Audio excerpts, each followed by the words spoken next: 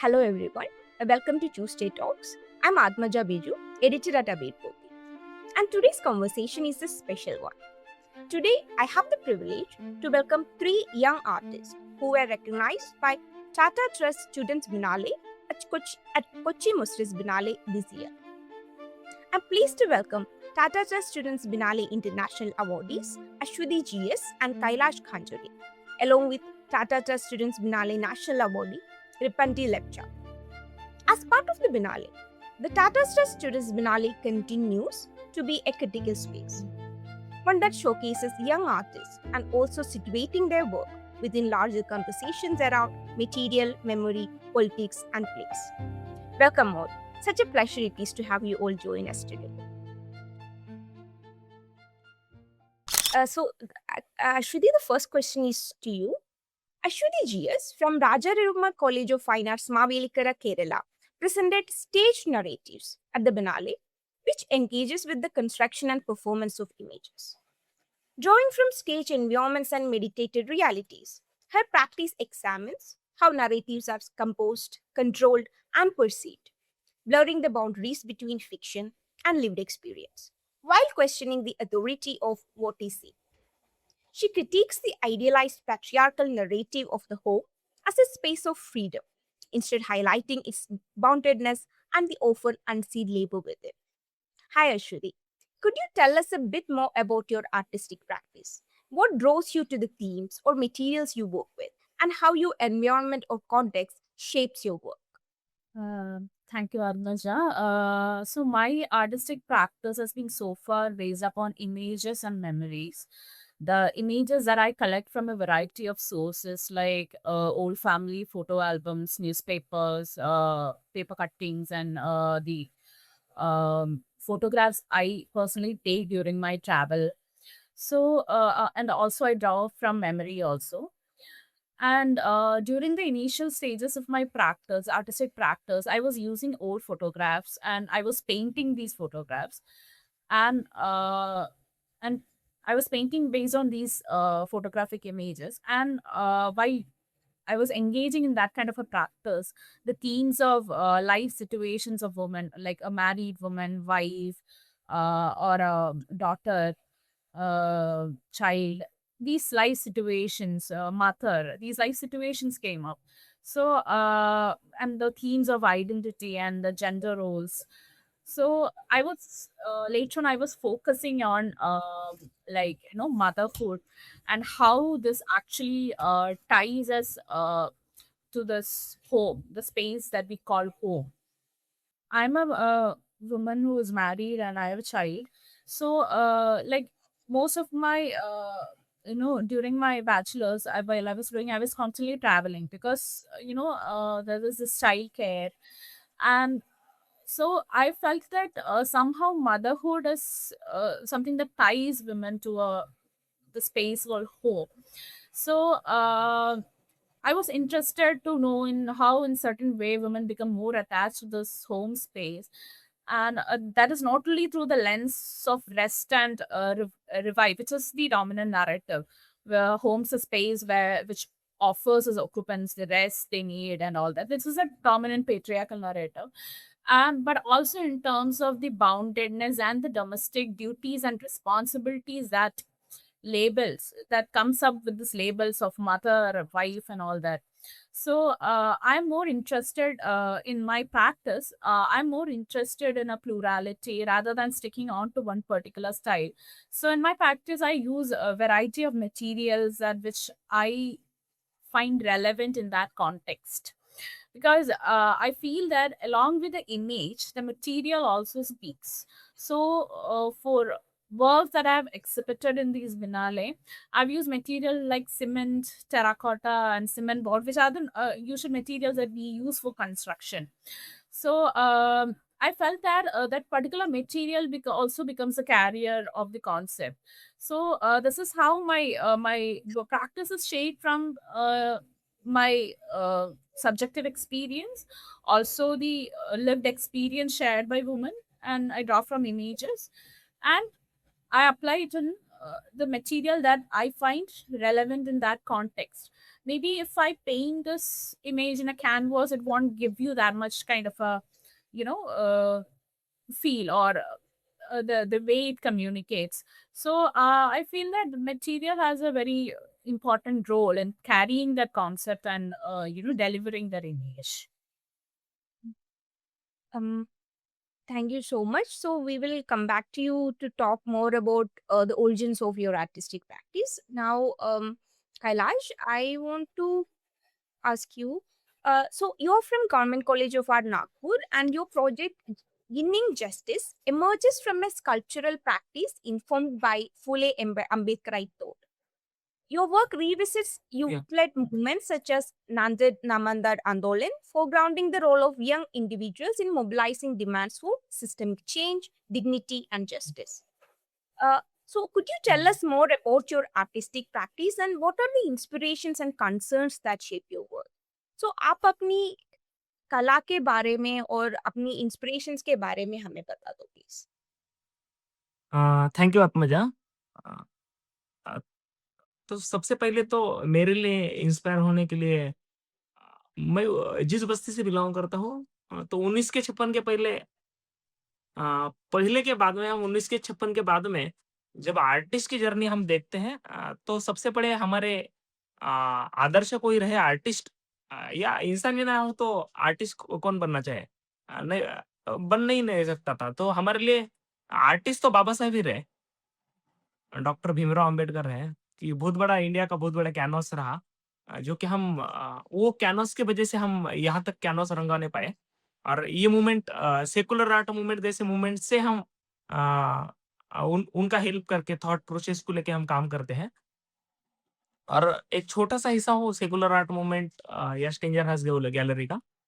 तो मैं थोड़ा नामांतर आंदोलन के बारे में जब काम करता हूँ, तब मुझे ये लगता है कि हम जिस बत्ती बस्ती से बिलॉन्ग करते हैं, एक टाइम था, ऐसा टाइम था कि जहाँ पे आर्ट, आर्ट, आर्ट, आर्ट लोग बोलते थे। और हम बचपन से, हमारी जो नानी थी वो गाना गाती थी।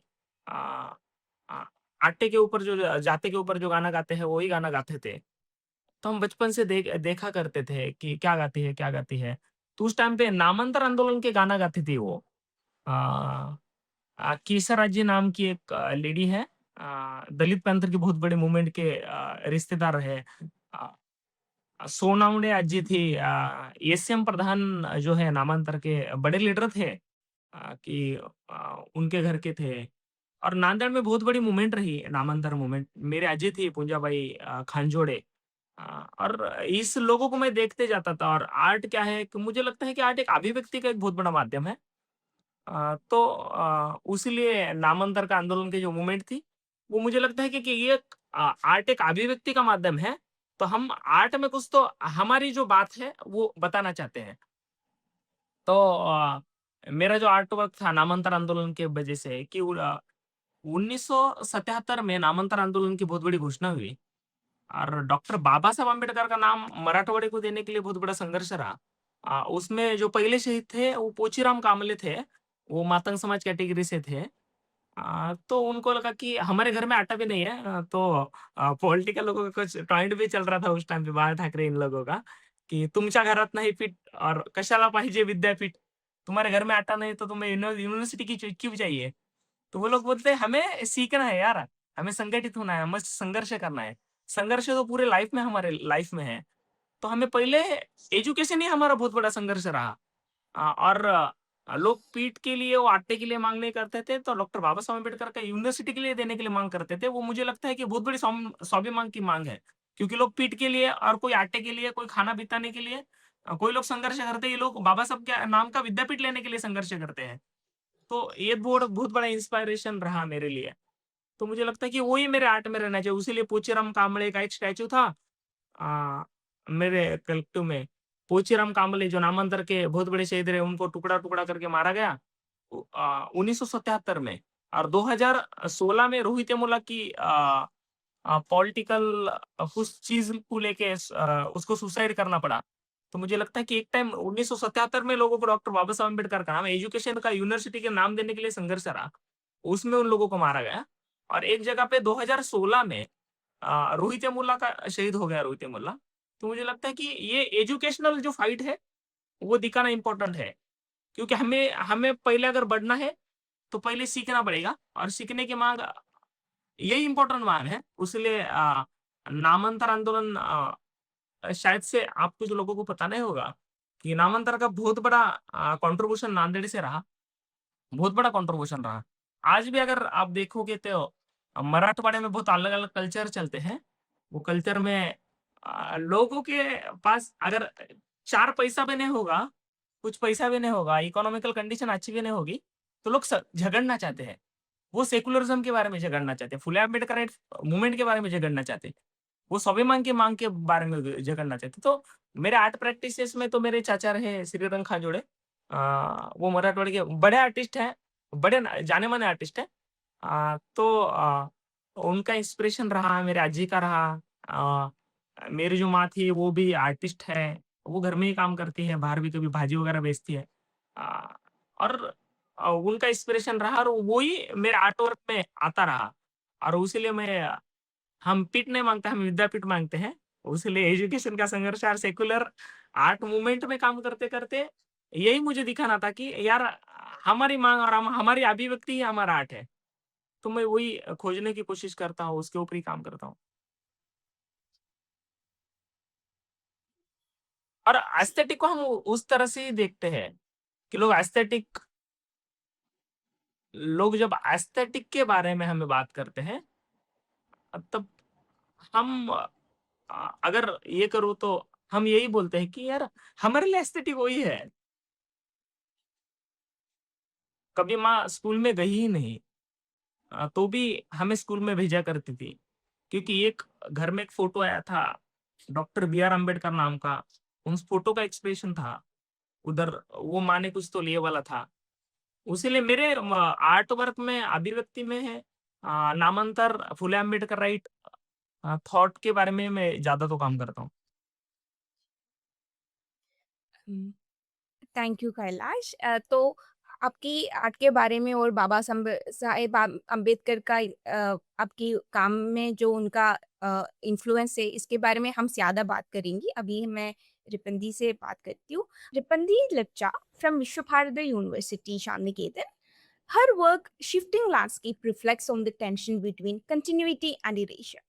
Rooted in the lived realities of the raw Lachcha community, the work traces the diminishing relationship between language, land, and cultural memory, where displacement, environmental loss, and linguistic erosion unfold together.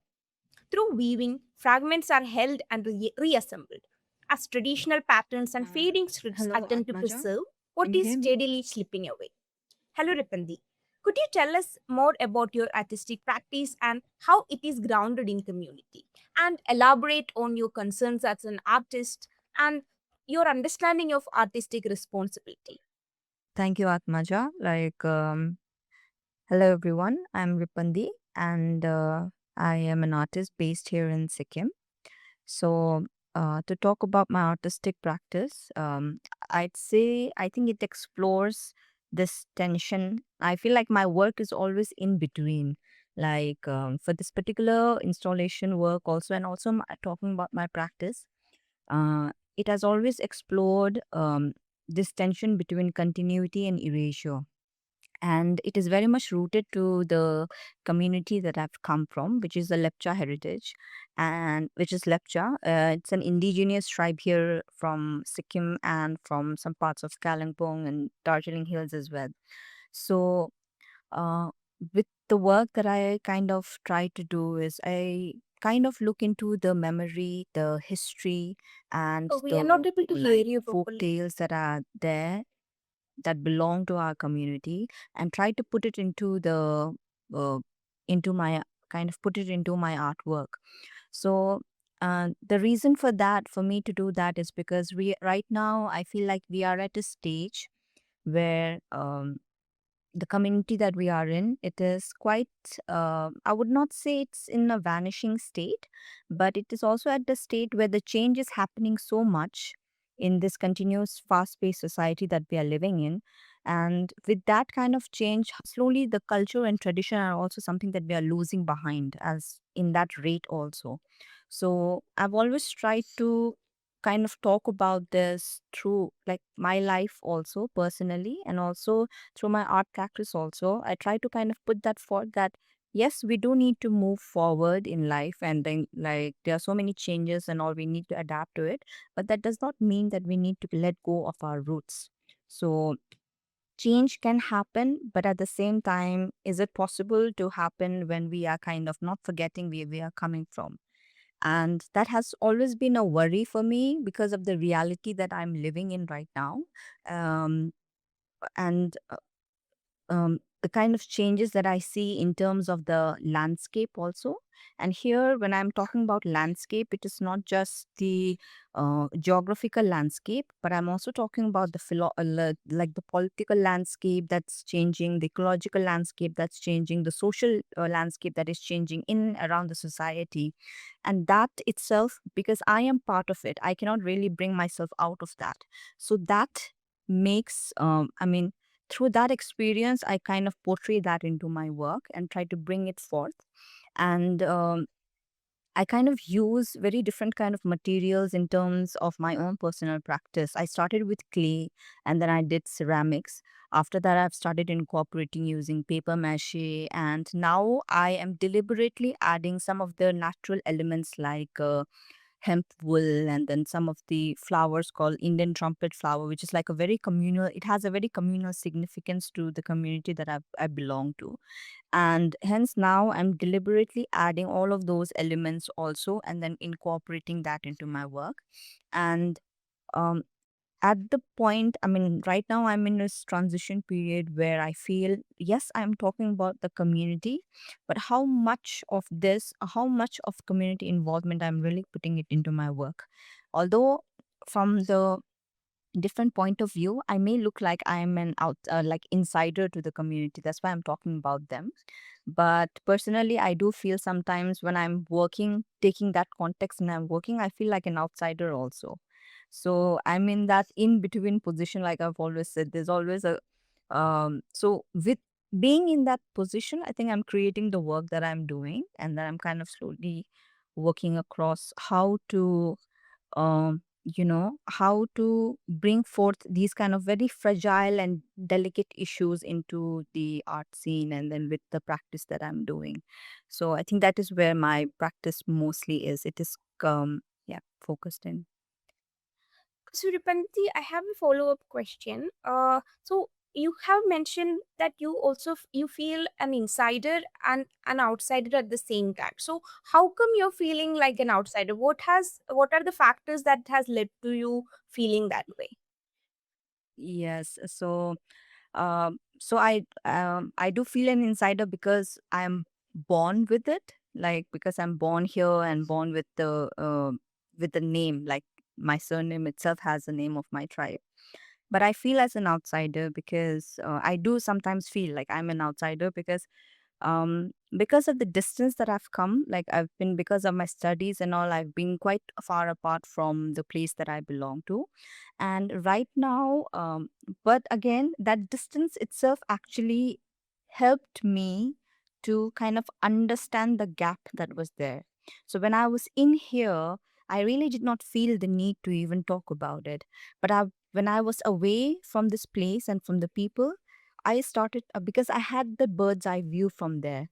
So from that, I think that distance helped me, yes, in order to see that yes, this is the larger picture of it, and really need to kind of talk about it and then discuss and have a conversation around it. And somehow that distance have also made me an outsider in that sense, because when I come back to this place, in terms of the uh, because there are so many experiences of its own that I've come up with. And then here, the people out here also have their own experiences, and because of the like surrounding that they are in. So in that way, somehow it's very difficult to um, somehow I feel like we're not really, it's kind of difficult to kind of blend in together also because of the different experiences and all that have happened. So in that way, because right now currently I'm in Sikkim for some field work that I'm doing for my next project, and particularly this time I felt the I felt like an outsider in a way, that I'm talking about the community and all, but how much am I really involved in it? Like, in the sense, how much am I really putting, like, I don't want to manipulate the narrative, but at the same time, am I extracting the information? Like, or am I actually incorporating that and putting into my work and not really hampering the narrative is something I'm really concerned about, and in my own practice, because I don't want to violate that. And then, but I think that is all with many of our art practices also. We always need to question our own practices as well. Just because we do it does not mean we need to find blindly follow it, right?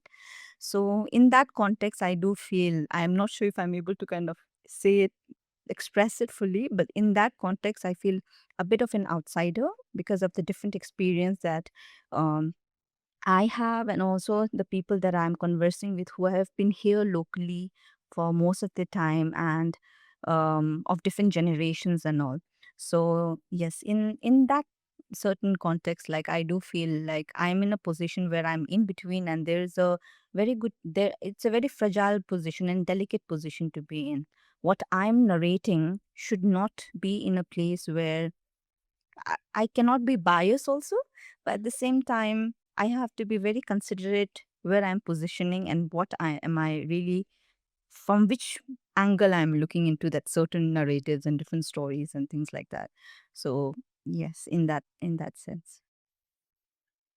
Uh, it makes a lot of sense actually what you're saying, and it reminds me of this discussion I had with artist Ravi Kumar Kashi, where he was saying ki, as young people, that sort of the questions of ethics and authenticity in terms of what we create, what you create, and that mattered. And this the conflict that you're having, I feel, is very much part of the sort of authenticity you have with your art, because as much as you're feeling like that, it comes from that sort of your lived experience and that genuine concern for the ethics of it, so that really tells something, tells something about you.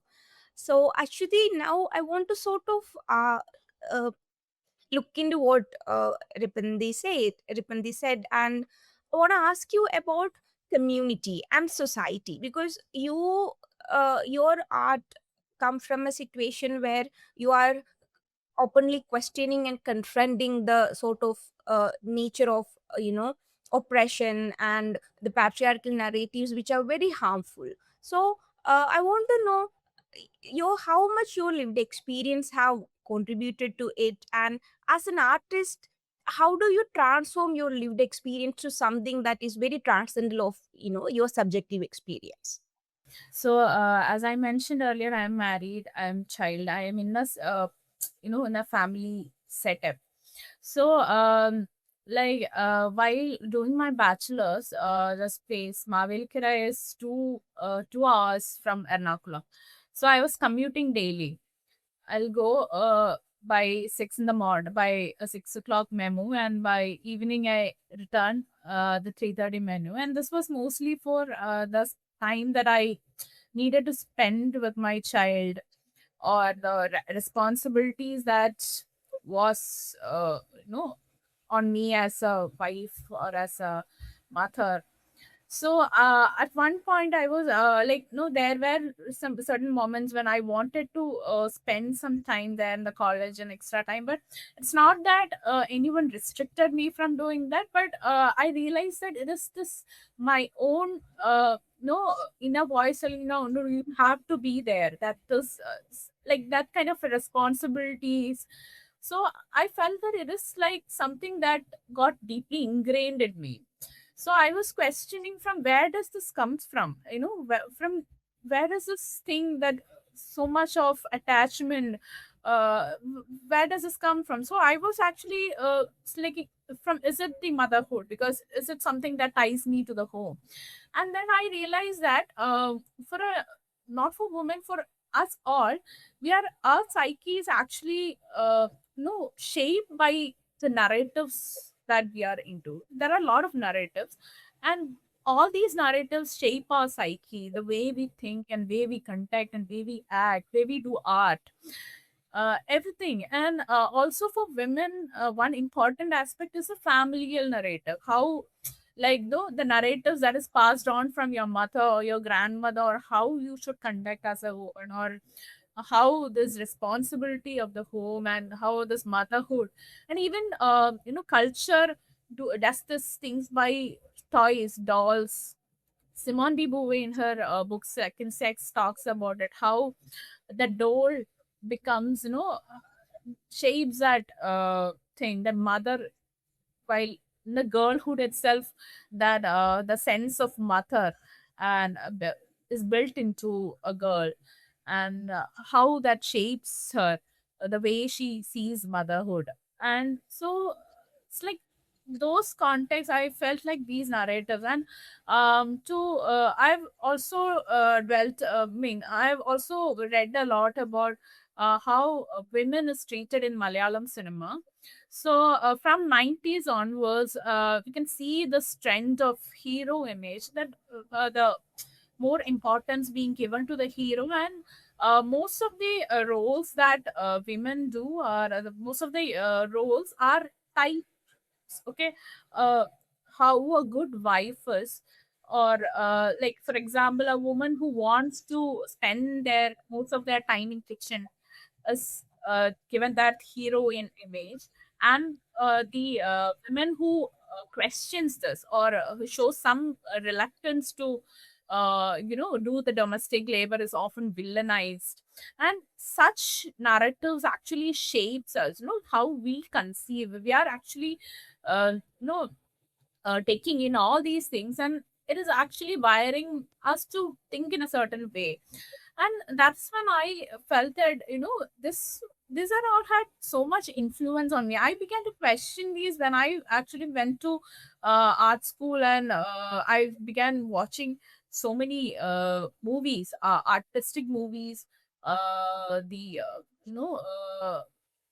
that is when I began to question this image of the women that is being put in the commercial movies in Malayalam cinema. So one movie of Jean-Luc Godard, My Life to Live. That's when I saw this image of a woman who talks philosophy, who questions the uh, way the society is. She talks in depth about existential issues. So these are some of the conversations that we don't often see in these commercial Malayalam movies, and they are always as aligned to kitchen, or a duty as a wife, or sacrificing for the family.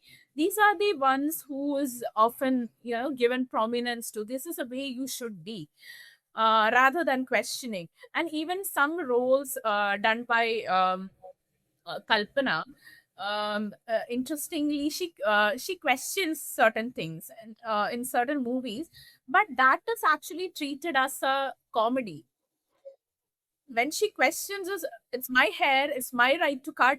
And that entire scene itself was they are actually made it a comedy, but it is a serious concern that she's raising. So this is the way this narratives I felt that is being built, so this is something that we take in, and we actually instead of women actually question I mean and is exploring their identities, they are from a very initial stage conforming to these labels, no, and the responsibilities that are that comes up with these labels. And this home becomes a space that they like, even I felt that that I am so much more responsible. I have this responsibility of this home becomes a space where you feel much more. There are many occupants of this home. This is a shared space. We all know it, that this is a shared space, but where you feel so much more responsible, that this is something. But there were stages in which you question, you feel angry towards it, you feel that inequality that exists. But somehow there is also sense of freedom. They say you have freedom, you can do whatever. But this that our psyche also have, like, no, I feel it also oppresses. It has something to do. to even oppress ourselves.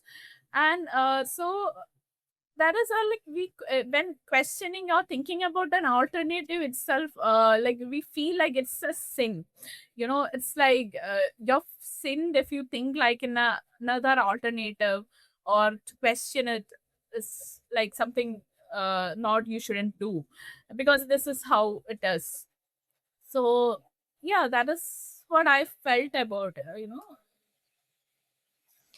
No, you're so right, because in Malayali households, something you really hear is, we give them the freedom, and so women are like made to feel so relieved and then so grateful for the little freedom they get. So you're so right, like it's not even our own out of our willingness or our conscious decision, intentional decision, that we take the responsibility of the home. It is been so ingrained that we have taken it in our heart so much, in our identity so much. It is the reality. So such a powerful way of sharing your experience. I really appreciate it. Thank you, Ashwati.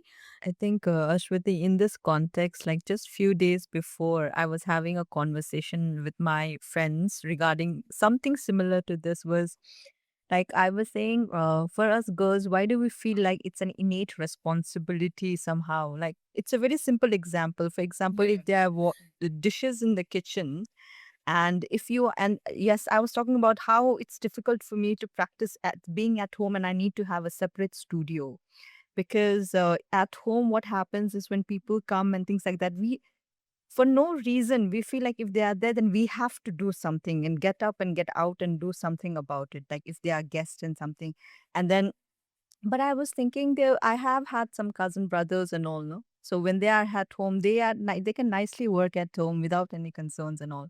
But then if they are, like for example, if there are any like wash to wash in the basin, for us we feel like, oh, we have to do that because we saw it, and I was like, we have to kind of get up and clean it up. But when for like my brothers and all, they don't really feel the need to do anything about it. It's just there, it's there. So just I felt like that was quite I could relate to. In a This is like in a smaller personal scale, but yeah. I just want to add in, because I had conversations with women.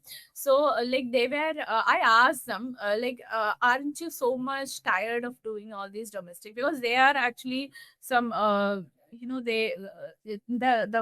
work is in the morning. They go to collect waste, and after coming back, and one woman, she does the cleaning job. So I asked them, like after coming home, they have to do their domestic chores, the household chores. So I asked them, don't you feel just tired, or don't you question this? So they are like, no, it's our home. It's like somehow like it's our responsibility as women to maintain that home is our responsibility. So they are not very angry or very sad about it.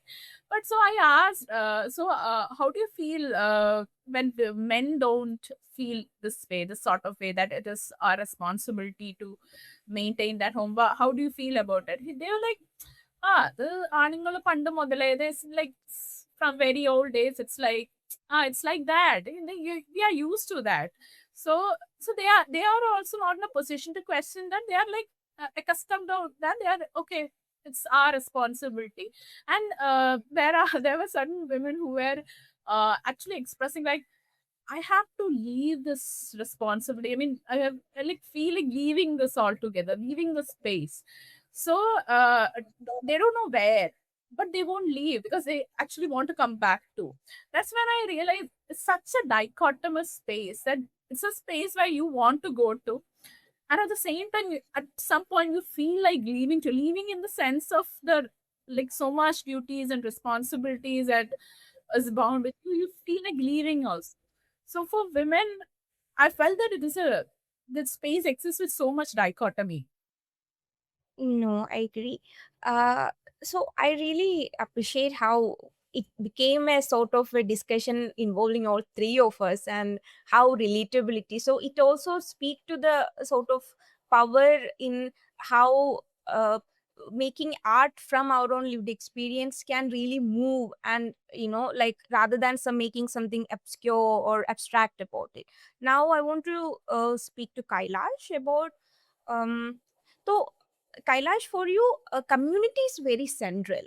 तो आपने अभी बताया था कि आपने like growing up and और आपकी घर में जो आर्टिस्ट थे, आपकी अम्मी आर्टिस्ट थे, तो इस इन सब चीज़ों की जो इन्फ्लुएंस आपकी काम में है।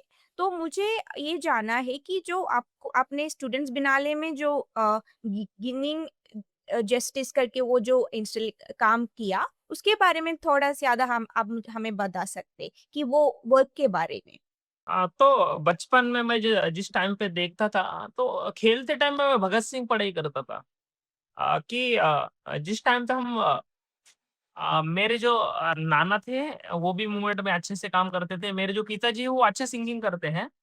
अ और जो चाचा है, वो पेंटर है, स्कल्प्टर है, और मेरी नानी भी है, और माँ भी कभी-कभी थोड़ी-थोड़ी पेंटिंग करती है।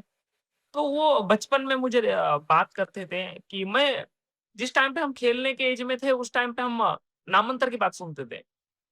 फुले अम्बेडकर की बात सुनते थे। इधर जयंती के बारे में अभी भी फिलहाल में आप देखे होंगे तो सोशल मीडिया पे दिखता है कि अम्बेडकर जयंती के ऊपर कहाँ पे तो लाठीचार होता है, कहाँ पे दगड़ फेंक होती है। अभी भी फिलहाल में बाबा साहब अम्बेडकर के बड़े-बड़े स्टैचू तोड़े जाते हैं, फोड़े जाते हैं। और मुझे लगता है कि इधर स्कल्पचर बनाने का जो जर्नी रहा, एक बड़े आर्टिस्ट है वाघ सर, उनके बारे में मेरे घर वाले बताया करते थे कि वो स्कल्प्टर थे। और वो वीएस वराळे गुरुजी है, उनकी किताब में अम्बेडकर के सांगती नाम का एक किताब है, उसमें कुछ लिखे वाला है, तो उसमें लिखा था कि बाबा साहब अम्बेडकर जिस टाइम पे दिल्ली थे, उस टाइम पे बाबा साहब अम्बेडकर को बुलाया गया। उस टाइम पे बाबा साहब का अम्बेडकर एक बड़े विद्वान थे, तो भी उनका टाइम मंगाया गया वाघ सर ने, और बाबा साहब को मॉडल बिठा के उनका काम कर दिया। तो वो आर्टिस्ट बताते हैं कि मेरी नानी बताती थी कि वो आर्टिस्ट बताते हैं कि लोगों के पास पैसा ही नहीं रहता है, ड्रेस के लिए पैसा नहीं रहता है, चप्पल के लिए पैसा नहीं रहता है, और कैसे ये करना है, तो लोग पूरे बस्ती के लोग इकट्ठा होके कुछ ये करते हैं, पट्टी जमा करते हैं, काउंट्री करते हैं, और उसके ऊपर जिन लोगों के पास घर में पैसा भी नहीं, वो लोग कुछ तो काम कर देते हैं, और बाबा साहब के स्टैचू के लिए पैसे है। तो ये कल्चर हमारे उधर आया कि लोगों के घर में कुछ नहीं रहता था, घर एकदम सादा रहता था, और उसमें उसके सामने अम्बेडकर जी का, फूले अम्बेडकर का स्टैचू बनाने के चक्कर में रहते थे। और यहाँ की एक एसएम प्रधान बोर्ड के एक बॉडी लीडर थे, उनके बारे में बताया करते थे लोग। वो उस टाइम पे double M English pass out थे 1971 के। तो ये लोग मूवमेंट में क्यों आ गए, कैसे आ गए, उन लोगों को क्या लगा? अरुण कांबळे सर थे, नामदेव ढसाल थे। तब ये मेरी नानी बोलती थी। और पहले तो मैं क्योंकि मेरा बैचलर जो है वो रियलिस्टिक में हो गया है जेजे स्कूल ऑफ आर्ट से। मेरा रियलिस्टिक काफी इंटरेस्टिंग था, और बहुत हाइपर रियलिस्टिक में भी काम करता हूँ। तो भी मुझे बाद में लगा कि यार फोर्थ ईयर तो हो गया, फिर मैं जो आर्ट वर्क कर रहा हूँ उसके बारे में मेरे समझ को कुछ नहीं मिल रहा है। वो लोग मेरे से कुछ पैसे की अपेक्षा नहीं करते, उनको मेरे तरफ से कुछ नहीं चाहिए। उन लोगों को खाली यही अपेक्षा है कि हमारा कोई तो प्रतिनिधित्व करने वाला एक लीडर है, जो कल्चरल प्रेजेंटेशन करता है। तो उन लोगों का थोड़ा नाराजगी लग रही थी, तो इसीलिए मुझे लगा कि उस सब्जेक्ट को ही लेके हम काम करना चाहिए, वो ज़्यादा इम्पोर्टेंट है अभी के फिलहाल में तो। और वही बचपन में जब मैं देखता था, बचपन में मैं सोचता था, जो चीज़ मैं सुनता था, वही चीज़ के बारे में मेरे आर्ट वर्क में, प्रैक्टिसेस में वही आने लगा। और बीच में वो प्रभाकर कांबळे एक आर्टिस्ट है, बड़े आर्टिस्ट है प्रभाकर कांबळे। अभी कोची बिनाले में भी उनका काम था देखो, एनिमेशन ऑफ कास्ट के ऊपर। तो उन लोगों का अ थोड़ा-सा अच्छा गाइडेंस रहा, इसलिए वही थीम को लेके। और अच्छा है कि बिनाले जैसा एक बड़ा प्लेटफ़ॉर्म है कि जहाँ से हम हमारे फीलिंग्स वहाँ पे लोगों को दिखा पाएँ। बहुत बड़ी अपॉर्च्युनिटी है ये कि हम वही गाँव में ही रहते हैं, वही बस्ती में ही रहते हैं, कि वही हमारे हमारे ही लोग देखते हैं, अरे वाह! हाँ। और मराठी में अगर बता तो वासरात लंगडी गाय शहाणे बोल के एक वर्ड है। अ, वैसे ही होता था कि हाँ, छान, छान, छान, छान। तो हमारी जो कुछ चीज़ है, वो बाकी भी लोगों को समझना चाहिए। और कॉन्स्टिट्यूशनली हो मुझे तो लगता है कि संवैधानिक तरह से लड़ना इम्पोर्टेंट है, उसके लिए आर्ट वर्क में हो ही आता है। दूसरा एक आर्ट वैसा ही था, काइनेटिक स्कल्पचर इंडिया का डेमोक्रेसी जैसी अभी अ, अलग तरह से जो चल रही है ना, उसके ऊपर ही है। ज़्यादा तो सब्जेक्ट वही है सोशल इश्यू को ही लेके, नामांतर और संवैधानिक मूल्य को ही लेके। Thank you Kailash. तो अभी बिकॉज़ आपने बिनाले के बारे में बताया, Ashwathi I have a question कि being part of something like the students biennale and in lieu the Kochi Mistress Biennale, how was that experience, especially as a young artist? What was the experience like? It was actually a very, I know, because when I got this selection, I was, in fact, I was really, first of all, I was really stressed because I was working at that time. That was also with Binale Art by Children. There was this project, Art Room project, and I was working in that project as artist facilitator. It was during that time that I got the selection, and I had to work for 3 days, and only the remaining days that I can contribute to this. So already had this some works for 6 works I've done, and I've submitted as this proposal as an extension to that work.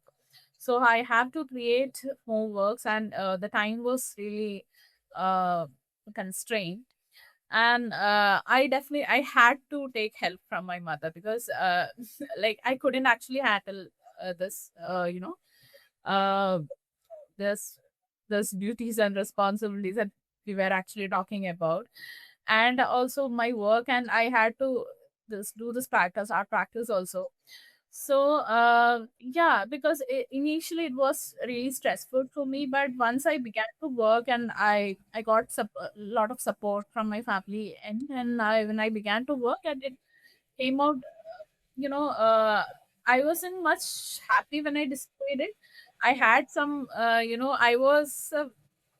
self critique my work a lot. I mean, after display, I feel like there should have been another way I could have done this, or and so after that, after a while, I was getting good responses and feedback, and that kind of built a sort of confidence in me. And initially, it wasn't there when I displayed the work.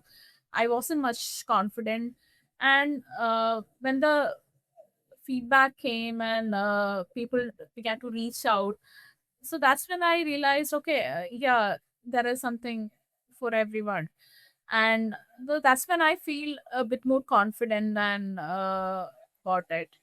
And the works, other works that I've seen in, especially in students Vinale, there was this work by Honey. She is a student of RLP, and she also worked in a very similar theme about this unseen domestic labor. And her work was, I found it very immersive. I mean, you can actually go into, you light the torch, and you can see the images of this woman doing domestic chores. Since it was some kind of a similar theme, and I could actually re- uh, I love the way she had put the, well, she had conceived the idea in a very different way. So that was also a takeaway.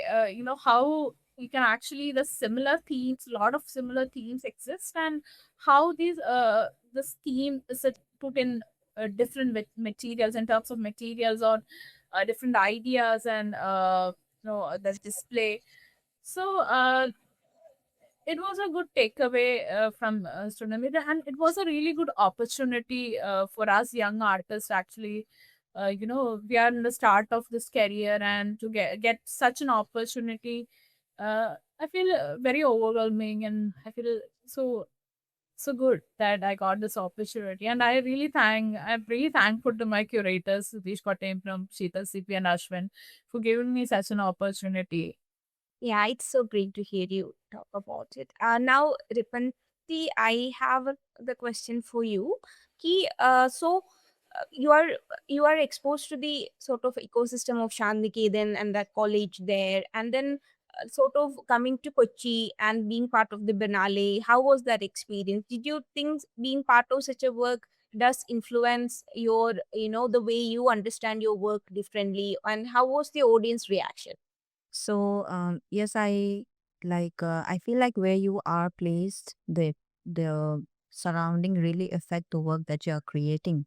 And for me, the experience with Binale, like Kochi students Binale work, and then I think the process itself of making was very instrumental in many ways, because when I started this work, and I was quite blank in that sense of what I'm going to work across.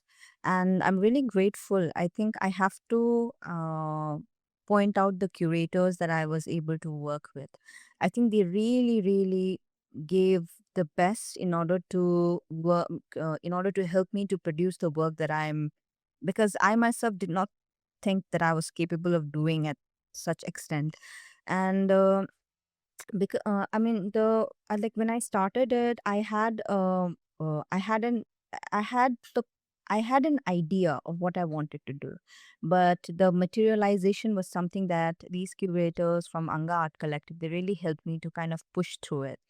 And to be honest, like my work prior to this Binale was, I had done one installation on, like, which was in collaboration, like which was a product that had come out of an intensive educational program with KNMA and in Mizoram University. And to me, I felt like that work was good enough for the size of it, and that the installation, as an installation, I was happy with what had come out of that work. But deep down, somehow, I felt like it was not heavy. Like it was not heavy in the sense I wanted it to have a very concrete weight to it, which deep down I felt in my own. So it is my way of critiquing my own work. And after that, I got this opportunity to work for the Binale work. And then I had a concept, like I said, a very rough concept, but I wanted to make sure that it has a weight. And then these curators who were there in Binale, they really helped me to kind of put a weight onto the work. And very contradictory to that, like the concept has a very weight, but this work is something which is, as you must have seen, is very fragile work, and it is very lightweight. So somehow I felt like I did the justification to the first critique that I did myself to work, like about my work. And then so in that way, this whole experience have actually helped me to think about my practice in terms of not just for the eyes to see, but also the kind of meaning and the kind of what actually you are kind of putting it out there to kind of have a conversation, to start a dialogue with other people. And like in terms of the audience reaction that I was able to receive, or even while having conversation with them, I feel like for them it was a very good conversation starter or a dialogue, like to start something in terms of having a conversation about. Because I'm talking, like I said, I'm talking about the heritage of a community that I've come from, right? And for many of them, it is not something that they know of also, like where or what is this community. It's a very small community. It can easily be ignored in, like, if you kind of look into the broader spectrum of the majority, right? So it's a very small community, and for them to even know that, oh, this community is there, like it is in a place called in Sikkim, it is in the northeast part of India. And like and then something interesting is I was talking about how the landscape in and around, and how the relationship of the people here, the community, with the land is changing. Because our tradition is a lot about oral, it's an oral tradition where many of our knowledges, the informations are there, are passed down orally. So there's not much of a concrete written text that is available. And as it is oral tradition, what happens is when it's passed down from one generation to another, there's always a filtration that happens, and it's all filtered down, right? So in that way, history is very difficult to trace. It is never linear in any way, which way or form. And through my work, what I'm trying to do is I say it as I'm trying to build a living archive to it. Like, how do initially when I began, like I was very stubborn in that sense. I was thinking, no, I will kind of bring all the trace all back the history and kind of put it into a concretized box. Like just imagine a book, just putting it every together and make it so concretized that it will be good for the next generation to kind of follow along. But it was such a foolish for me to think that I was able to. I mean, I can actually do that because now it is really not possible because so many, like I said, old traditions and all are being passed down, and some of the people who had that knowledge are no more anyway. And um history, you can never, now I've understood that it is never, you cannot really do that, like because it's never, it's not because I, as I like mentioned, it is never linear. The history is never linear and you cannot really concretize in that manner. But what I'm trying to do is whatever little information and knowledge that I've gathered through right now that is capable in my hand, I would like to put it out, like, and make it as a living, and make my work as a living archive to it. And how can that work will help the next generation to at least help them to trace back to their own roots also. So I don't know how much of a work that it can do, but this is my very small attempt to kind of pave that path for them also. So I think in that manner, this whole experience have really taught me to kind of see my work and scrut and understand what I'm actually putting it out, and to not just put it out for the sake of putting out, but really, even if it is simple, have a weight to it.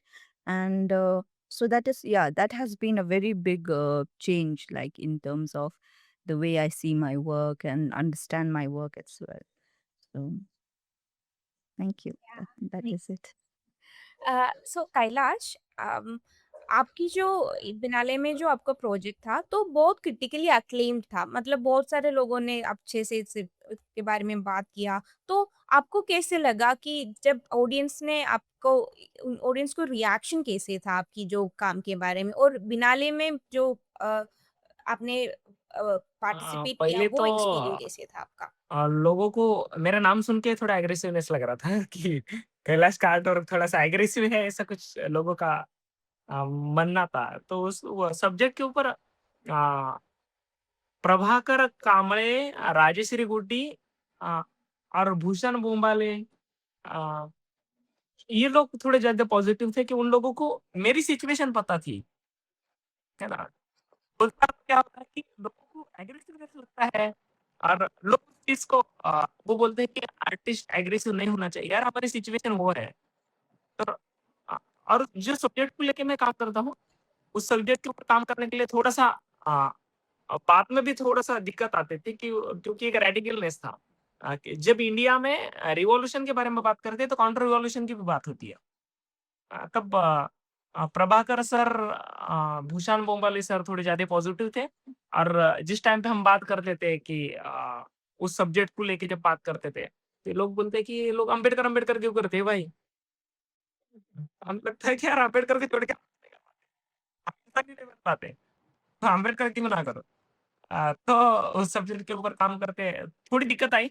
कुछ लोग थे main curation में कि उन लोगों का वो ज़्यादा पॉज़िटिव अप्रोच था मेरे लिए कि सब्जेक्टिव वैसे थे कि नामांतर आंदोलन तो अ, जो स्ट्रेंजर हाउस की जो ये है कि सोमेश शर्मा, लोग भी पॉज़िटिव है, मेरे से बात करे उन लोगों ने। उसके बाद में हमारा सेमिनार हो गया सेकुलर कार्टून में। उसके बाद में हमारा थीम के बारे में डिस्कशन होता है। उसके बाद में थीम को कैसा डेवलप करना है, विजुअली वो थीम कैसा लोगों को इम्पैक्ट करेगी। उसके ऊपर थोड़ा प्रभाकर काबले सर ने गाइड किए, राजश्री गुट्टे मैम, सोमेश शर्मा, भूषण पोंबाले और उसके ऊपर से फिर ये फ्लो चालू होते आया और फिर से अ, उस सब्जेक्ट में काम करते-करते डेवलपमेंट के बारे में वो लोग बताने पड़े। कैंप में बोले तो हमारे 3 कैंप हो गए कि सेकुलर की उसमें उन लोगों ने गाइड किया कि विजुअली आप विजुअल आर्टिस्ट हो तो विजुअल में कैसा स्ट्रॉन्ग आना चाहिए और लोगों को इम्पैक्ट करना चाहिए। तो जिस टाइम पे काम फाइनल हो गया, उस टाइम पे बहुत अच्छे एक्सपीरियंस था लोगों का। कुछ लोग आके पूछते थे कि यार कुछ लोग ऐसे थे कि जो रोहित के साथ रहा करते थे कॉलेज में, हैदराबाद यूनिवर्सिटी में। कुछ वो लोगों का यार वो लोग थोड़े ज़्यादा इमोशनल होते थे। मुझे आके कैलाश खानोड़े जय भीम, जय भीम, जय भीम। अगर मैं वो लोगों के बारे में अगर कुछ फ़ील भी करूँ तो भी मैं भी थोड़ा जो इमोशनल होता हूँ। उस सब्जेक्ट को लेके कि पोचीराम कामले हो या रोहित वेमुला हो। इमोशनल अटैचमेंट है वैसे। तो जब कुछ लोग आते थे, आर्टिस्ट लोग भी आते थे कि यार वो लोगों का ज़्यादा पॉजिटिव अप्रोच था कि यार कैलाश ये हमारे लिए मुझे तो लगता है कि यार बहुत बड़ा परिवर्तन की भाषा है। जिस टाइम पे हम रोहित और पुच्चराम कामरे और वो सब्जेक्ट को हम प्रेज़ेंट कर पाए। तो मैं स्पेशली ज़्यादा थैंक यू मानना चाहता हूँ कि बिनाले को ही स्टूडेंट बिनाले वाले कुछ लोगों को ही राजेश्री मैम या प्रभाकर कामले और जो लोगों ने अच्छे से गाइड किया, भूषण पोंबाले वगैरह।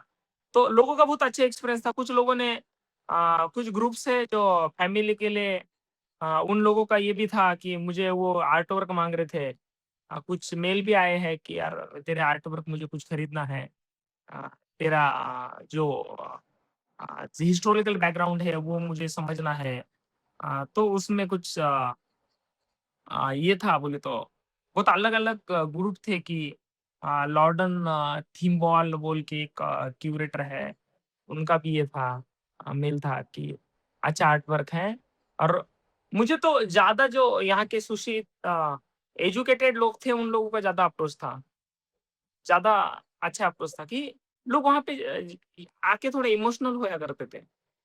तो मुझे लगता है कि सेक्युलर आर्ट मूवमेंट की वजह से मैं वो फ़ील कर पाया, वो अभिव्यक्त हो पाया, मैं वो आर्ट वर्क वहाँ पे प्रेज़ेंट कर पाया।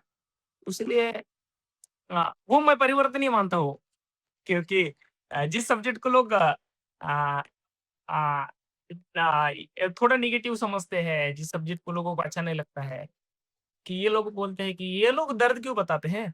अरे यार, आर्ट तो अभिव्यक्ति का माध्यम है, तो हम दर्द क्यों नहीं बताएँगे? हमारे रियलिटी ही बताएँगे और क्या बताएँगे? हम झूठी बात तो नहीं बताएँगे। तो बिनाली का ही स्पेशल थैंक्स मानता हूँ।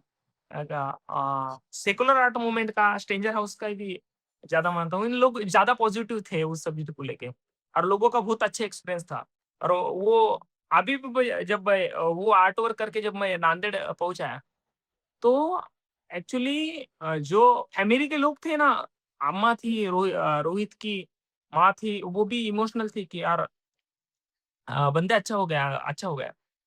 वो भी लोग ज़्यादा उन लोगों के लिए ये बहुत बड़ा जर्नी था। ये बहुत बड़ा हिस्टोरिकल जर्नी था कि रोहित मुल्ला को हम अच्छा बड़े इंडिया का बहुत बड़ा एक कंटेम्पररी आर्ट प्रैक्टिसेस का इतना बड़ा आर्ट फेस्टिवल है और वो आर्ट फेस्टिवल में रोहित दिखता है। आर्ट फेस्टिवल हमारे सब्जेक्ट दिखते हैं। तो मुझे लगता है कि स्पेशल थैंक्स करना चाहिए उन लोगों को, बिनाले वाले लोगों को। और सेकुलर आर्ट मूवमेंट क्योंकि वो लोगों ने मुझे वो बहुत बड़ी अपॉर्च्युनिटी दी, वो संधि दी, जिस संधि का मैं फ़ायदा ले पाया और आपसे भी बात करने का एक अच्छा समय मिला उस सब्जेक्ट को लेके। Thank you, Kailash. तो अभी Ashwati, so please tell us about your future projects and what you're looking forward to, the sort of experiments you want to do. So yeah. The works that I displayed in Students Biennale, they're the small houses and all. I've started towards, I mean, I began that work during the end of my decade. It was in the final few months of my final year that began that sort of work. I began to reach in that forms of work. So that's what I extended in this Binale, and it was as a continuation for that work. And I was actually making this work based upon photographic images that I've collected during my journey. I've seen women beside their home, either resting or doing chores or just simply be. So these kinds of visuals that captivated me, and I've collected some visuals. And during a workshop, portrait of the city, and I've had this opportunity to roam around Trivandrum, which is my native place, and also I got this, good images, and those were the images that are converted to these words. And I was this stage that I was exploring, totally different materials like cement and cement board, And cement board actually, there is this work when there is a cement board and is erected as a wall, and two women having a conversation from across the walls. So this is a image which was very dear to me, like no, from my childhood days onwards, which remained in my mind, and we still see those images. And I've always felt that this female friendship is something that we value. So you give very least value for these days. I don't know the older days, but and it's very that particular material is called in colloquial language, it is called snehamadil, which means love ball. And I feel very poetic, a material being called snehamadil. And wall is something that we can as an architecture firm, we use it to create boundaries. And here it becomes something of a space which is offers a sort of camaraderie between two women. They can be sharing anything in their happiness or their troubles, even gossips, and but it's become a space for sharing. It is at this stage that I reached to such a thought process of um a sharing space for women, or I began to uh, look more upon female friendships and the shared space. While I was traveling to my college for my degree, I used to travel in ladies compartment, and I've heard a lot of conversations taking place. I mean, some deeper conversation, how they share their concerns. It was mostly about this home space also. So I want to actually work upon that. Those conversations that I heard, and what how these the sense of sharing that two women feel to each other. Apart from I've had a casual conversation one time when one woman was telling to the other, is to sharing something to her partner. It's like putting a doll in front of me and telling it. So these are some casual conversations I heard during my travels, and it's like I've thought about how I can actually come up with a work based on such lived experience. These are something that we have to look upon, uh, uh, as Ripande mentioned earlier, when dealing with some themes, we have to be very conscious, and we are actually not, putting our biases on work. It is something that we have to be very much careful about, and that's when I have considered to observe much of the lived experience, or their lived narratives, and to transform that into works by considering no material aspect to it. And I am a person who likes to paint, and I get so much that's kind of a flow, that's kind of some meditative state when I paint more. And that's something I want to continue also, and also in the side to explore more of materials, how materials itself can communicate a lot. So yeah. So Ripandi, you mentioned that you are back in Sikkim. You're working on some projects. So tell us more about what the future holds for you. What are the experiments you are looking forward to? So, in Sikkim here, I'm really trying to make use of the time while I'm here.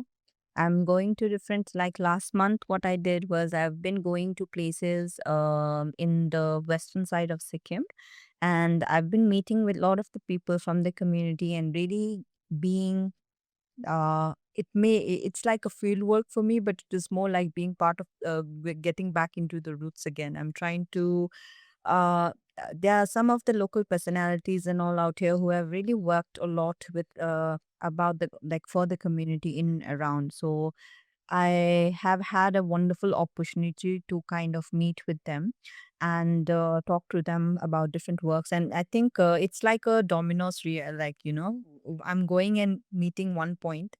starting from one point, but then that point is leading me to go to another people and another person or another village, or like get to know. It's like a chain reaction that's happening. So last month, I'm very fortunate. I was able to go around in that western part of Sikkim and really, because that was, even though it's in the same state, but I've never really been there and for that longer period of time actually worked. And this month, what I'm planning to do is I'm trying to go to the northern side of Sikkim, which is also, these are the regions where there are more inhabitants of these communities that in majority are there. So I'm meeting with people, with academics, with researchers and all, and then kind of getting ideas and, having conversation with them in that manner.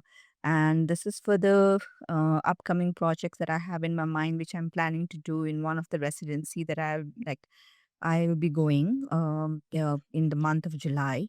So all of that is culminating into it. And then like I've always worked with the projects that I've had before. I've always had this question in terms of where there's so much change that is happening, and in that, like, change, we know it is inevitable, it's surely going to happen. But in that, how do these communities and tradition, they find relevance in this contemporary time and age? So this is the question that I've always fiddled around with, and then I don't think I still have an answer to it. But then all of the processes that I'm doing right now is a way of trying to find maybe an answer to it. And it is my attempt to kind of navigate that path. So this time here in Sikkim, I mean, I'll be here for like almost like 1 more month. So I'm trying to really be in it and try to look it into from the point of from the in between point where I am right now. So trying to kind of just be an observer to it. So yeah, that is what I am at the moment doing. Uh, thank you, Aditi. It was such a pleasure to talk to you all and get you to know more about each of your work. Thank you all for sharing your thoughts so generously.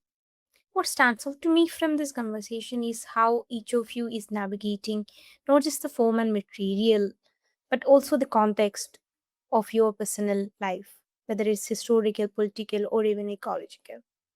The Students' Biennale, in many ways, becomes not just a platform of display, but a site of testing ideas, of negotiating visibility, and of imagining futures within contemporary art. And I think conversations like this remind us that student practices are not emerging in a passive sense. They're already shaping discourse. Thank you, Ashwati, Kailash, and Dipandi, for being part of this conversation. And thank you, everyone, for watching. Stay tuned to Art with Abir for more conversations around art, design, and culture.